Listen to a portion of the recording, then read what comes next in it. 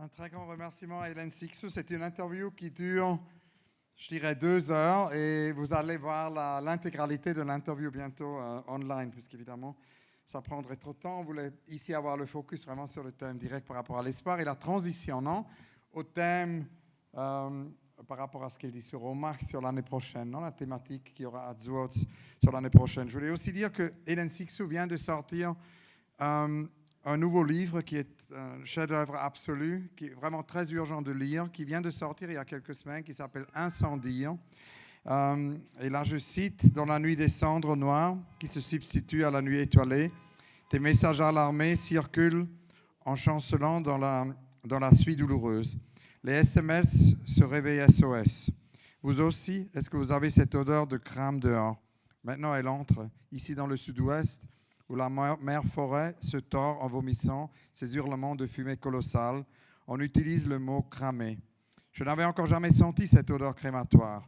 Tous les aliments ont pris la fuite.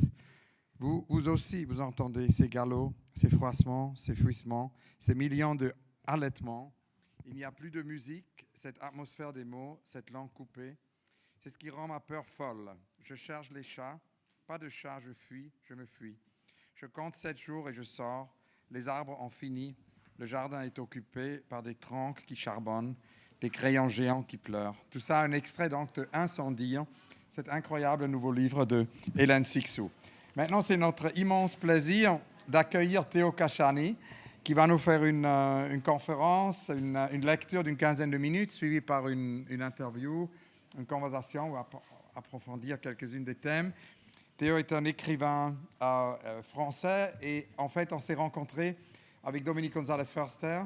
Comme souvent depuis des décennies, Dominique Gonzalez-Förster nous recommande des livres. Chaque visite avec Dominique est toujours suivie par une visite dans une librairie où on achète plein de livres après avoir eu Dominique. Et c'est il y a quelques années que Dominique nous a dit que c'est urgent de lire Théo Kashani. Théo traite souvent la place de sentiments dans les espaces virtuels. Son premier roman était intitulé Rétine, c'est un nouveau sur la persistance, où les modalités des images sont questionnées en permanence. Et là, on va pour la première fois avoir je pense, des insights dans le nouveau roman que Théo est en train de préparer. Donc, s'il vous plaît, donnez un très, très chaleureux bienvenue à Théo Kashani.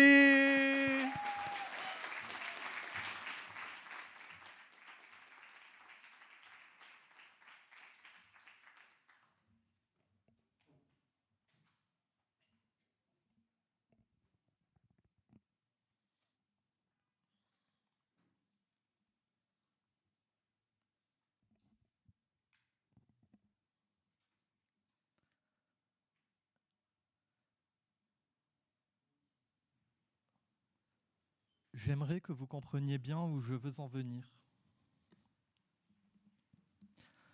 La dernière fois qu'on m'a demandé de me présenter, je me trouvais à Lille, dans un dédale de béton au carrefour de la France, de la Belgique et du Royaume-Uni, debout face à un robot dont les yeux avaient été remplacés par de petites caméras de reconnaissance faciale et qui entrouvrait ses lèvres d'acier pour me poser une série de questions mécaniques. Tout en doutant de la légalité des pilules contenues dans mon sac, j'espérais être interrogé sur les multiples dimensions de ma personnalité, l'enfant d'une ville d'extrême droite qui entendait plus souvent « celle PD » que « bonjour », le teenager accro aux théories marxistes et aux mythes antiques, le bon élève qui avait étudié dans une école pour dirigeants du monde, l'avatar émo, séducteur et mythomane, bref, je voulais décliner toutes mes identités potentielles, convoquer toutes celles et tous ceux que j'avais été ou que je comptais devenir, le politique, le romantique, le nerd. Sauf que ce jour-là, il m'a simplement fallu donner mon genre, masculin, ma nationalité, française, mon âge, 26, puis mon nom, Théo Cassiani. Alors que je me pensais tiré d'affaire, l'androïde s'est permis une dernière question pour savoir quel était mon métier. J'ai dû revendiquer des ambitions aussi floues que celles d'écrire des textes pour les diffuser sous 1000 formes et de faire de la fiction une science capable de résoudre le réel. J'ai tenté en vain de le persuader que la littérature deviendrait le point de ralliement d'une multitude de signes et de fantasmes. J'ai même essayé de lui faire la liste de mes ouvrages précédents, mais au moment où une lumière verte s'est allumée pour m'autoriser le passage, pendant qu'un policier frontalier s'approchait du robot pour le féliciter en l'embrassant, la machine s'est mise à répéter en boucle que je n'étais qu'un auteur. Je dois vous avouer que je me fous totalement que vous n'ayez jamais lu mes textes. Déjà, vous êtes majoritaire, vous avez l'honnêteté que n'ont pas beaucoup de mes amis, et ce que j'ai fait jusqu'alors n'a rien à voir avec ce que je fais désormais. Rien ne me désespère plus que les artistes et les auteuristes que je vois s'engluer année après année dans une recette convenue que j'ai toujours voulu m'épargner. Je me sens trop jeune pour en avoir la légitimité et trop vivant pour en avoir l'envie. Ce que j'ai de plus cher, je crois, c'est ce qu'il reste à inventer. Si le futur est une simulation, voilà le jeu auquel je me consacre entièrement. C'est peut-être pourquoi j'ai sans cesse besoin de m'évader des milieux qui sont les miens. J'ai découvert le monde en faisant de la curiosité ma méthode, sauf que tous les cercles ont fini par devenir des pièges. Depuis quelque temps, je me suis senti si à l'étroit que j'ai préféré échafauder un ensemble de stratégies, qu'elles soient publiques ou non, pour offrir de nouveaux terrains à mes histoires, tenter d'affecter la réalité autrement et réduire l'écart entre ce qui m'attend et ce que je désire. Certes, les modèles des géants de l'Internet valent sans doute plus que les miens, mais leurs armes me permettent au moins de contaminer ces espaces où tout est affaire de langage, pour entrer sur le champ de leur bataille culturelle. Pareil à la musicienne voûtée sur ses instruments électroniques ou au hacker aux yeux fatigués par des lignes de code qui lui apparaissent tour à tour, comme des images ou comme des drogues, pourvu qu'elles soient de synthèse, je m'aide de l'intelligence artificielle pour nourrir des théories du complot, via les centaines de faux comptes que j'ai créés pour m'informer, me divertir ou me branler, mais toujours, je crois, en espérant être surpris. Voilà ma tactique. Qu'il s'agisse de faire le troll ou de me dresser en justicier, j'ai notamment émis l'hypothèse sur des forums que le seul moyen de se tirer de l'emprise du monstre numérique serait de se procurer de grandes quantités de tolcapone, une substance censée doper l'activité émotionnelle, prescrite sous forme de cachet, notamment en cas de dégénérescence nerveuse. Une fois ingéré à forte dose, ce médicament permettrait, d'après moi, de déclencher des crises hystériques et salvatrices contre la domination digitale, de ne pas se faire aspirer par la grande machination et d'enfin se retrouver soi-même dans sa vérité. Je ne sais pas ce qui m'a pris, mais la rumeur s'est si vite propagée au fil de l'algorithme que l'Internet s'est rapidement trouvé saturé d'ordonnances clandestines, en particulier grâce au partage de figures aussi médiatiques que Grimes, Lil Miquela ou encore Talbot. J'ai découvert cette nouvelle star du monde de l'influence qui devait son succès à des selfies qu'elle transformait assez subtilement pour générer de l'incertitude quant à leur véracité, par exemple dans des clichés où elle pleurait des larmes de sperme. Et elle faisait notamment la promotion de la tolcapone sur des multiverses où elle distribuait des comprimés à des hordes de junkies qui se défonçaient collectivement pour éprouver les effets de la substance, avant de s'immoler par le feu, pour enflammer la map tout entière dans une épiphanie suicidaire. Talbot avait surtout amplifié ma théorie en expliquant que la tolcapone avait prouvé son efficacité dans le film Safe de Todd Haynes, où Julianne Moore échappe à la maladie dont elle souffre, comprendre le patriarcat, en trouvant refuge dans une secte New Age où elle finit par avaler une pilule mystérieuse et se regarder dans la glace pour se dire « I love you ». Il faut pourtant dire que j'ai fait la connaissance de Talbot en l'insultant. Nous nous étions mis à chatter à propos de la tolcapone, mais dès qu'elle m'avait avoué vivre dans le nord de la France, je n'avais pas pu m'empêcher de lui envoyer des injures en réponse à sa nouvelle vidéo. Nous n'avions même pas eu le temps de parler de son pseudonyme apparemment inspiré par The Atrocity Exhibition, un de mes livres préférés puisqu'il a été écrit par J.J. Ballard. 1000 raisons pourraient expliquer pourquoi l'auteur britannique a eu une telle influence sur mon travail, mais je pense surtout à la manière dont il a été réduit au champ de l'anticipation, alors qu'il avait déjà compris qu'on ne voit jamais mieux ce que nous vivons qu'en regardant ce qui va nous arriver. Quand Hans Ulrich m'a fait l'honneur de m'inviter à participer à cet événement, j'ai aussitôt pensé à ce fabuleux projet que je croyais nommé Equations for Tomorrow et qui s'appelle en fait Formulas for Now, pour lequel Ballard avait fourni l'axiome suivant: Sex plus technology equal the future. Mais malgré toutes les conversations que nous devions avoir, je ne pouvais pas supporter le nouveau clip que Talbot venait de publier. Elle apparaissait face caméra au sommet d'un gratte-ciel du centre de Dubaï, déambulait silencieusement sur le toit teinté par le soleil couchant, puis commençait à montrer son sexe à la caméra en scandant « I don't give a fuck ». Et elle continuait à lire les commentaires les plus virulents en jurant que vraiment « I don't give a fuck ». Quand l'échafaudage d'une tour voisine s'est brusquement mise à vaciller sous l'effet d'une bourrasque, qui s'est d'abord engouffrée sous une grande affiche publicitaire, a décroché la structure de chantier, puis a fini par embarquer des dizaines d'ouvriers dans le vide, pendant qu'elle répétait une dernière fois « I don't give a fuck ». Il faut dire que le roman que je suis en train d'écrire ausculte l'émergence de nouveaux modèles, et donc la manière dont des mondes se construisent. La maquette à laquelle il doit son nom est celle d'une Smart City supposée être implémentée par les GAFAM sur plusieurs sites de la planète, de Lagos à Séoul en passant par le lac de Tahoe, les polders de Dubaï et les quartiers nord de Marseille, suivant les plans de l'architecte Rem Koolhaas. Ce projet prométhéen est bientôt contesté par une conspiration internationale qui entend endiguer ce qu'elle analyse comme la preuve que nous vivons déjà dans un univers parallèle et dystopique, revendique la paranoïa comme mode d'action légitime sur son propre réseau social et se livre à des attaques suicides après avoir consommé de la tolcapone. Je m'arrête ici dans le résumé de cette cosmogonie longue de plus de 800 pages qui paraîtra en temps voulu, mais toujours est-il qu'il m'est devenu indispensable de faire sortir ce manuscrit de sa cage en accompagnant sa rédaction d'une série de lectures composée d'autant d'épisodes que de chapitres.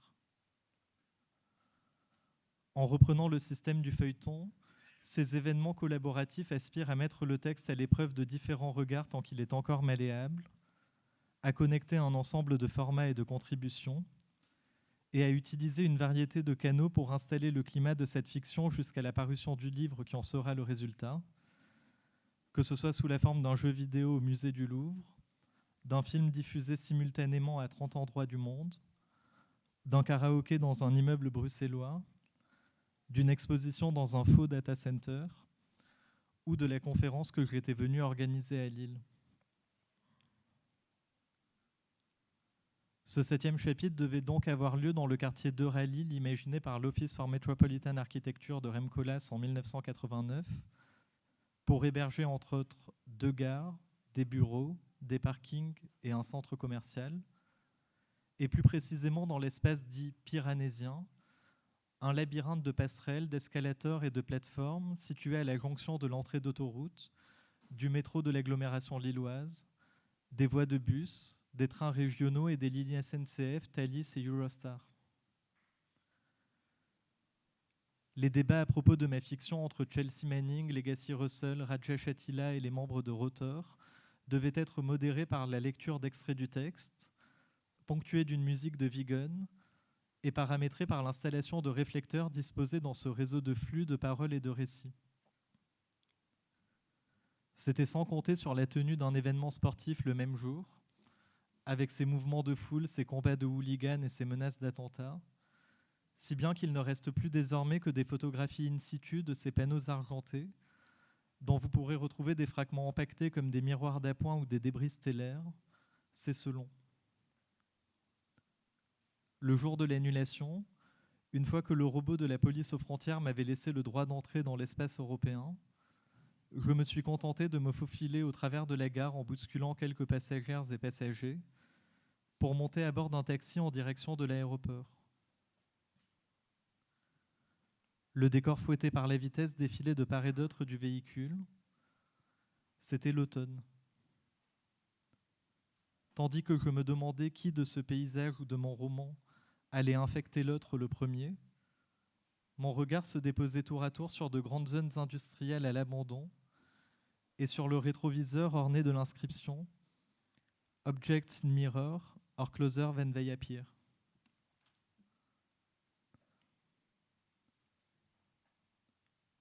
Quand la radio a annoncé l'interdiction de la vente de tolcapone sur ordre de l'Organisation mondiale de la santé, j'ai aussitôt senti mon pouce accélérer. Le futur que je décrivais était déjà sous mes yeux. Un email m'a prévenu qu'en raison d'une grève des salariés du Centre Pompidou, l'événement présent aurait lieu à Lafayette Anticipation, un autre bâtiment signé Coulas. J'ai sorti mon téléphone et suis tombé sur une image de l'océan en feu et un mème que j'ai liké sans le comprendre. Des filtres bleus, des filtres chiens, des filtres chiants, Tom qui plonge du haut d'une falaise, Marie les seins nus mais masqués par des stickers solaires, les souvenirs d'un drone militaire et le portrait de créatures hystériques sous tolcapone, une photo de groupe assez ratée, une photo de groupe sur lequel j'ai posé le doigt le temps d'y reconnaître mon visage fatigué, un article me désignant comme artiste, celles et ceux qui veulent quoique riches, celles et ceux qui y croient quoique pauvres, celles et ceux qui supportent et celles et ceux qui profitent, le mail d'un curator s'assurant que je suis bien écrivain, des modes passagères et des visages sorciers, puis soudain, alors que le réseau commençait à manquer, à la seconde où j'ai senti une goutte épaisse perler sur mes joues, un clip où Talbot annonçait une rencontre publique à Euralil pour raconter son histoire, les yeux rougis et les traits tirés, dénoncer le cyberharcèlement dont elle avait été victime, contrer ce call-out en mentionnant les comptes qu'il avait ciblés, à savoir Zelda 1984, Mandela Effect, Situationship et Théo Cassiani. Et pendant que je demandais au chauffeur de faire immédiatement demi-tour en essuyant ce que je prenais pour une larme de sperme, Talbot a explosé en sanglots dans l'écran en disant « The more connected I am, the more lonely I feel ».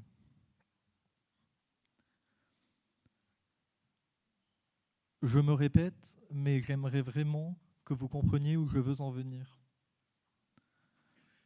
J'ai bien conscience qu'on ne sait pas trop où j'en suis, que les artistes me regardent comme un écrivain et les écrivains comme un artiste. J'aimerais mettre les choses au clair. Vous dire que je prends plaisir à cette solitude serait élégant mais absolument faux. Je ne suis qu'un auteur.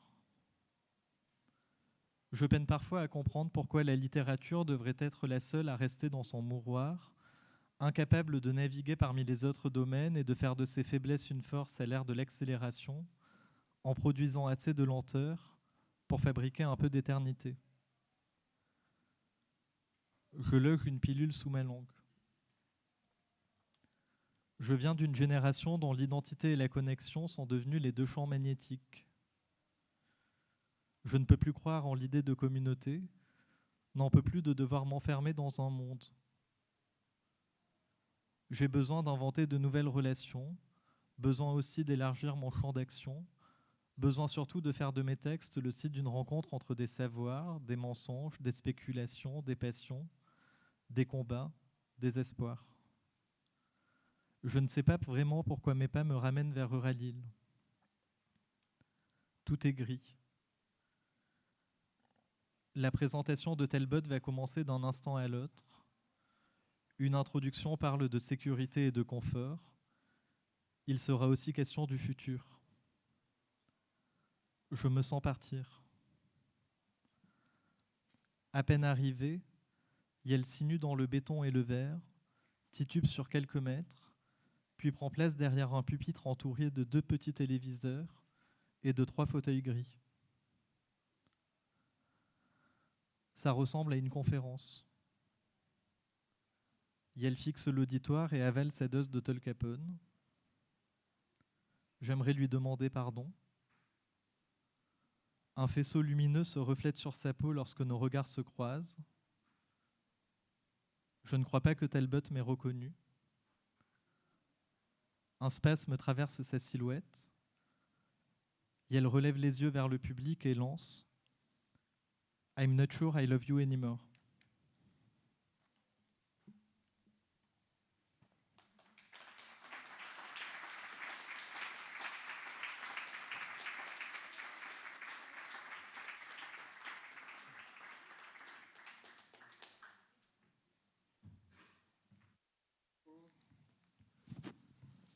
Un autre applaudissement pour Théo Kashani.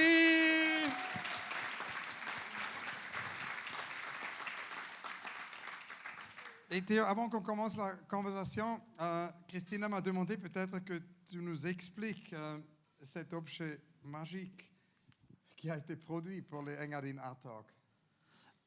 Oui, c'est un peu comme une relique de cette lecture dont je parlais dans le texte précédent qui n'a pas eu lieu. Et sur l'invitation de Christian Eren et de toute l'équipe des Engadine Art Talk à produire une édition, nous avons décidé de fragmenter le décor qui était prévu pour cette lecture à Euralil, qui deviennent donc comme des petits miroirs ou des débris d'une étoile lointaine, et qui sont contenus dans ces pochons qui ont été réalisés avec Marie Memsaï Bélier, qui est là. Et voilà, il y a une image à l'intérieur qui montre le dispositif imaginé pour l'espace d'Euralil.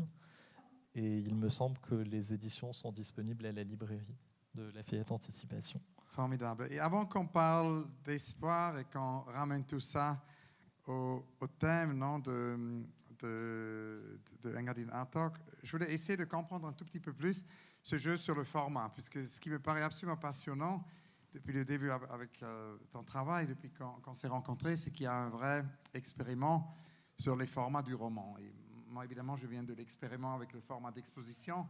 Et comme on a souvent discuté avec Dominique Gonzalez-Förster, non, il y a beaucoup de similitudes, d'une certaine façon, des façons dont toi, tu expérimentes avec le format du roman. Et là, avec ce nouveau livre, si je comprends bien, c'est beaucoup d'étapes.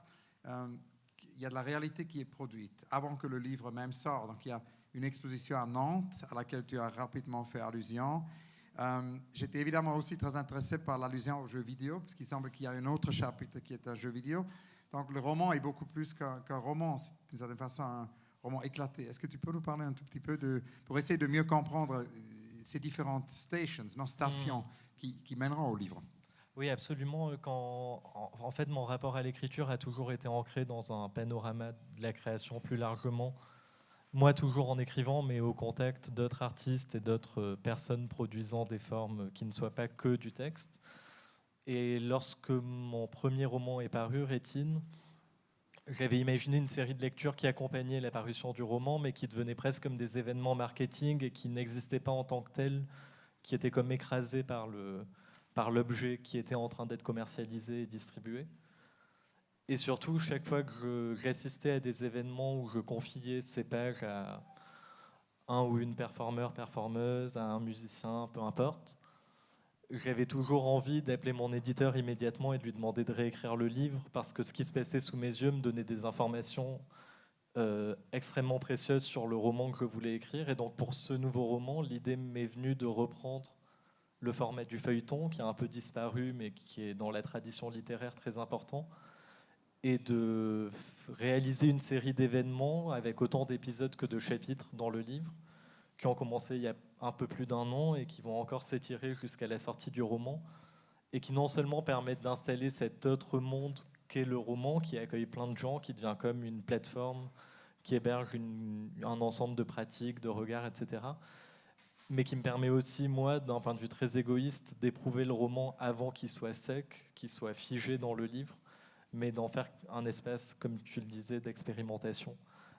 Évidemment, le jeu vidéo, j'aimerais savoir plus sur ça, puisque de plus en plus, il y a des praticiens de toutes les différentes disciplines qui convergent dans les jeux vidéo. J'ai parlé l'autre jour avec Kelsey Lou, elle me dit, en tant que musicienne, ce qu'elle voudrait vraiment faire, c'est un soundtrack pour un jeu vidéo. J'ai parlé avec plein d'écrivains qui me disent qu'ils aimeraient vraiment bien travailler pour les jeux vidéo. Quel est ton jeu vidéo? Est-ce que tu fabriques un jeu vidéo à toi ou c'est un détournement d'un jeu vidéo existant ou comment ça Là, en fonctionne? l'occurrence, c'était un jeu vidéo, peut-être pas à moi, mais en tout cas au livre, qui était lié à ce roman, qui avait fait suite à une invitation du musée du Louvre à imaginer une pièce dans l'un des espaces du musée, et en l'occurrence dans la salle des Cariatides. Et cette simulation était un monologue d'une intelligence artificielle qui rôdait dans le musée et contre laquelle se levait un ensemble d'activistes. Et donc ce jeu, que je n'ai pas fait moi, parce que c'est chaque fois en collaboration avec des artistes qui sont spécialisés dans les domaines en question, c'était une nouvelle déclinaison, un moyen d'aller vers ce médium qui m'intéresse particulièrement, parce que, comme tu l'as montré dans tes projets, des expositions, etc., il y a là quelque chose de très commun avec le roman dans le sens de world building et de création d'un monde et de création d'un temps et d'un espace autonome. Et c'est quelque chose que je cherche avec le texte. Et je fais ça parce que c'est ce que je sais faire, mais je pense que le monde du jeu vidéo est peut-être le plus pertinent et le plus efficace aujourd'hui quand on a cette volonté et ce désir. Oui, c'est ce que je pense aussi. En fait, c'est intéressant qu'en 2023, c'est la première fois, non, que janvier 2023, que 3 milliards, plus que 3 milliards de personnes ont joué aux jeux vidéo. Ça fait plus qu'un tiers de la population mondiale. Je voulais revenir sur Ballard et de cette dystopie, non, de la dystopie, on dit en français, au thème peut-être aussi de l'espoir, puisque Ballard, moi j'ai bien connu Ballard, on avait une sorte d'amitié par fax, non, puisqu'il était trop malade et vieux pour qu'on se rencontre. C'était l'âge du fax avant email, donc on s'est envoyé plein de fax et on a fait des correspondances, des interviews d'ailleurs par fax. Et il a aussi participé par fax à mes expos. Il a notamment participé à ce projet dont tu as parlé, Formulas for Now, non, où on lui avait demandé le futur. Et il disait The future is technology multiplied by sexuality. Il a écrit cette formule à main, d'ailleurs sur un papier. Mais l'univers de Ballard est plutôt dystopique, non? Donc j'étais curieux si tu pouvais parler de ça, un peu de Ballard et comment on arrive de Ballard à l'espoir et au thème de Engadine Art Talk aujourd'hui. Et quelle était d'une certaine façon ton take, non? Ta prise, non, sur le thème de l'espoir. J'ai l'impression que Ballard a souvent dit, par exemple dans des entretiens que vous avez fait ensemble, que son rapport était nécessairement tourné vers le futur, mais n'était pas de l'ordre de la science-fiction, parce que c'était davantage un regard de l'anticipation. Et je pense que là, dans cette attitude-là, il y a quelque chose qui relève de l'espoir, d'après moi, considérant que l'espoir serait une sorte de volonté au moins de regarder ce qui vient et de ne pas s'en réfugier, mais de s'y investir et de comprendre que le futur est quelque chose qui se fabrique, et que peut-être qu'aujourd'hui, les personnes qui activent le plus cette définition de l'espoir ne sont pas nécessairement les bonnes, et qu'il est temps, nous aussi, d'entrer dans le champ du futur pour y inventer des choses et des modèles qui nous conviennent. Et je pense que c'est ce que faisait beaucoup Ballard, de regarder ce qui arrivait pour non seulement essayer de faire en sorte que la réalité qui arrive soit un peu plus désirable que celle qu'on vit au moment où il écrivait ses textes, mais aussi parce que regarder devant est le meilleur moyen de regarder ce qui se passe au moment présent.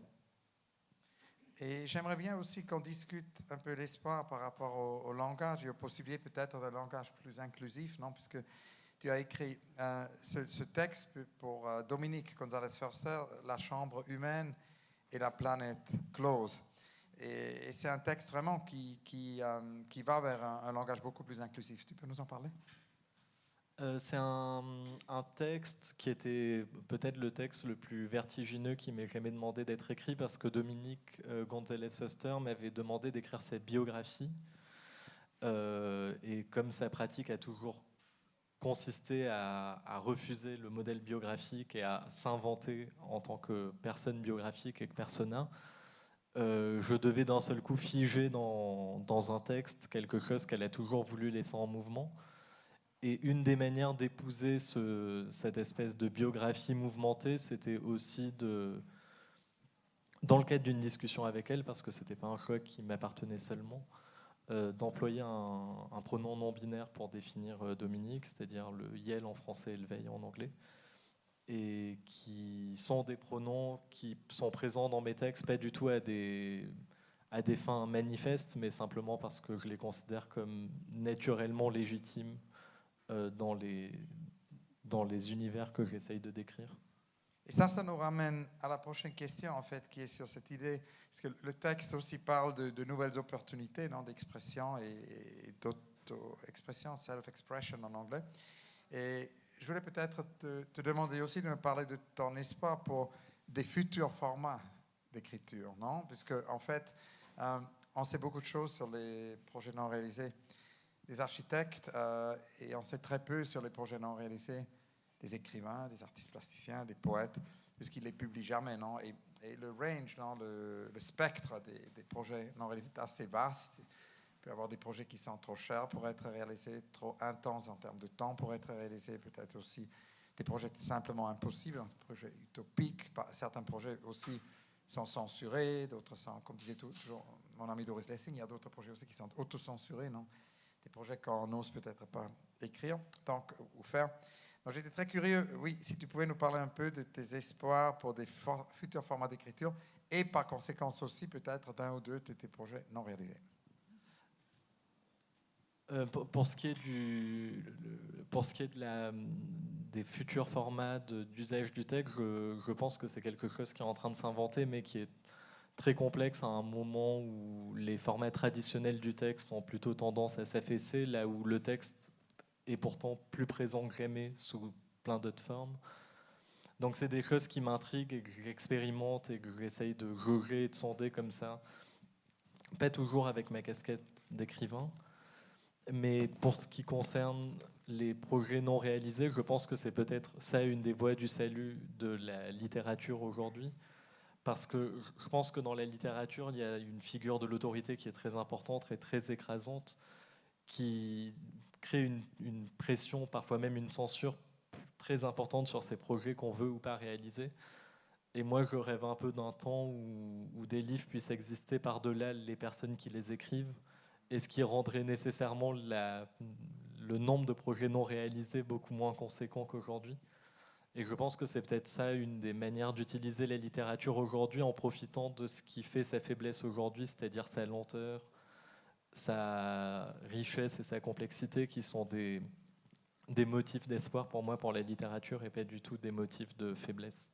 Et dernière question, comme je vous ai dit, non, chaque fois que je visite Dominique Gonzalez-Förster, je sors de son studio avec une liste de 2-3 livres que je vais acheter. Et je me suis dit, ça serait bien qu'aujourd'hui nous tous sortons de Lafayette Anticipation avec peut-être 2-3 recommandations de toi. Qu'est-ce qu'il faudrait qu'on lise? Est-ce que tu peux nous donner 2-3 livres qui récemment t'ont frappé?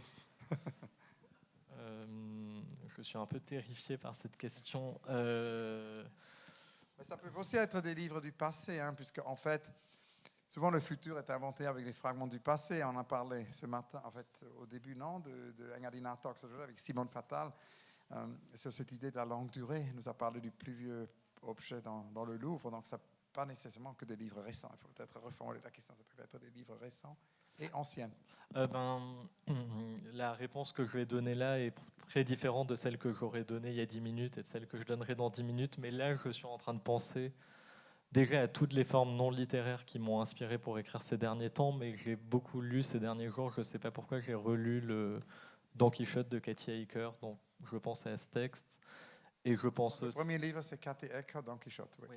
Je pense aussi à The Atrocity Exhibition de J.J. Ballard qui était mentionné dans le texte, et donc un peu naturellement. Et puis les livres que je lis sont pas toujours des livres littéraires, et même rarement des livres littéraires, donc aussi parfois de la théorie, des sciences, etc. Ou parfois des écrits sur l'art qui comptent beaucoup pour mes textes. Et donc là, je sais pas, je pense que tu serais peut-être une meilleure source d'inspiration pour donner des recommandations. Peut-être un livre de conversation au Louvre, je sais pas. Oui, en fait, ça, c'est dont on a parlé avec Simone. Oui, ce matin, ça, c'est l'idée du... Il faudrait d'ailleurs relire Pierre Schneider, peut-être, parce que c'est intéressant, parce que Pierre Schneider a fait ce livre dans les années 50-60, qui sont les conversations dans le Louvre. Et il est allé avec Miro, il est allé avec Giacometti. Et quand j'avais, je ne sais pas, 16 ans, 17 ans, je suis arrivé à Paris pour la première fois, j'ai acheté ce livre, et je suis allé au Louvre, et j'ai juste suivi ces traces. Donc, on a pu voir le Louvre à travers les yeux de Giacometti, à travers les yeux de Miro, de Vieira da Silva.